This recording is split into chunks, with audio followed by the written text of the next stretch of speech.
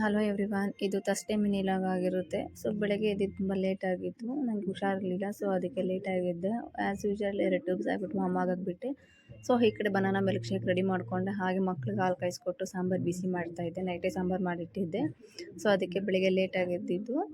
So ಹಾಗೆ onion lemon ಎಲ್ಲ cut ಮಾಡಿಕೊಂಡೆ. ಮಕ್ಕಳಿಗೆ ಹಾಲು ಕಾಯಿಸ್ಕೊಟ್ಟು ಬಿಸ್ಕೆಟ್ ಕೊಟ್ಟೆ, ಮತ್ತು ಖಾರಕ್ಕೂ ರೆಡಿ ಮಾಡಿಕೊಂಡೆ. ತಿರ್ಗಿ ಅಷ್ಟರಲ್ಲಿ ಊಟಕ್ಕೂ ರೆಡಿ ಮಾಡಿಕೊಂಡು ಅನ್ನ ಸಾಂಬಾರು ಚಿಪ್ಸ್ ಕೊಟ್ಟೆ ಮಕ್ಕಳಿಗೆ. ನಾನು ಊಟ ಮಾಡಿಕೊಂಡೆ. ಸೊ ಹಾಗೆ ಮನೆ ಎಲ್ಲ ಕ್ಲೀನ್ ಮಾಡಿಕೊಂಡು ಕಸ ಗುಡಿಸ್ಬಿಟ್ಟು ಪಾತ್ರೆ ಎಲ್ಲ ತೊಳೆದ್ಬಿಟ್ಟು ರಂಗೋಲಿ ಹಾಕಿಬಿಟ್ಟು ಎಲ್ಲ ಕ್ಲೀನ್ ಮಾಡಿ ಇಟ್ಟಿದ್ದೆ. ಬಂದು ಪೂಜೆ ಮಾಡೋಣ ಅಂದ್ಬಿಟ್ಟು ಸ್ವಲ್ಪ ಹೊರಗಡೆ ಹೋಗಬೇಕಾಗಿತ್ತು. ರೆಡಿಯಾಗಿ ಹೊರಟ್ವಿ. ಮನೆಯೆಲ್ಲ ಕ್ಲೀನ್ ಮಾಡಿಬಿಟ್ಟು ಹೊರಟಿದ್ದು. ಬರ್ತಾ ಹಾಗೆ ಹೂವು ತಗೊಂಡು ಮತ್ತು ಊಟನೂ ಅಲ್ಲೇ ಮಾಡ್ಕೊಂಡು ಬಂದ್ವಿ. ತುಂಬ ಲೇಟಾಗಿ ಹೋಗಿತ್ತು. ಸೊ ಬಂದ ತಕ್ಷಣ ಕಾಫಿ ಮಾಡ್ಕೊಂಡು ಹೂವು ಕಟ್ಕೊಂಡು ಇದ್ದೆ.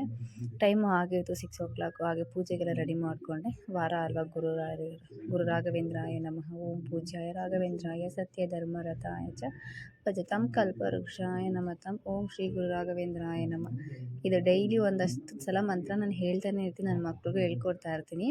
ರಾಯರನ್ನ ನೋಡದೆ ಪೂಜೆ ಮಾಡಿದೆ ಅಂತೂ ಯಾರ ಮನೇಲಿ ಇರೋದೇ ಇಲ್ಲ ಅನ್ಕೊತೀನಿ. ಎಲ್ಲರ ಮನೇಲೂ ರಾಯರು ಇದ್ದಾರೆ ಅನ್ನೋದು ತುಂಬ ಎಷ್ಟು ಸತ್ಯ ಅಲ್ವಾ. ಸೊ ಪೂಜೆ ಎಲ್ಲ ಮುಗಿಸ್ಕೊಳೋಷ್ಟರಲ್ಲಿ ಮಕ್ಳು ಎದ್ದು ಬಂದರು. ಅವ್ರಿಗೆ ಎದ್ದು ಬಂದ ತಕ್ಷಣವೇ ನಾನು ಕಾಫಿ ಮಾಡಿಕೊಡಮ್ಮ, ಹಾಲು ಕಾಯಿಸ್ಕೊಡು ಅಂತ ಹೇಳ್ತಾಯಿದ್ರು. ಇಬ್ರಿಗೂ ಹಾಲು ಕಾಯಿಸ್ಕೊಟ್ಟು ಬಿಸ್ಕೆಟ್ ಕೊಟ್ಟೆ. ನನಗಿನ್ನೂ ಹೂವು ಕಟ್ಟೋದಿತ್ತು ಸ್ವಲ್ಪ, ಹಾಗೆ ಹೂವು ಕಟ್ಕೊಂಡಿದ್ದೆ.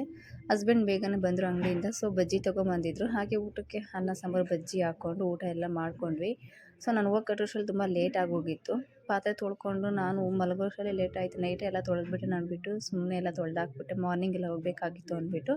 ಸೊ ನೈಟೇ ಎಲ್ಲ ಕ್ಲೀನ್ ಮಾಡಿಕೊಂಡೆ. ಮನೆಯೆಲ್ಲ ಒಂದು ಸಲ ಪಾತ್ರೆ, ಮೀನು ಸಾಮಾನು ತೊಳೆದೆ, ಮನೇನು ಸಾಮಾನು ತೊಳಿಬೇಕಾಯ್ತು, ಅವೆಲ್ಲ ತೊಳೆದಾಕ್ಬಿಟ್ಟು ಹಾಗೆ ತುಂಬ ಟಯರ್ಡ್ ಆಗಿತ್ತು, ತಲೆ ನೋವ್ತಾಯಿತ್ತು. ಕಾಫಿ ಮಾಡಿಕೊಂಡೆ, ಮನೆಯೆಲ್ಲ ಕ್ಲೀನ್ ಮಾಡಿಕೊಂಡೆ. ಇನ್ನು ಪೂಜೆ ಮಾಡಿದ ದೀಪ ಕೂಡ ಉರಿತಾನೇ ಇತ್ತು.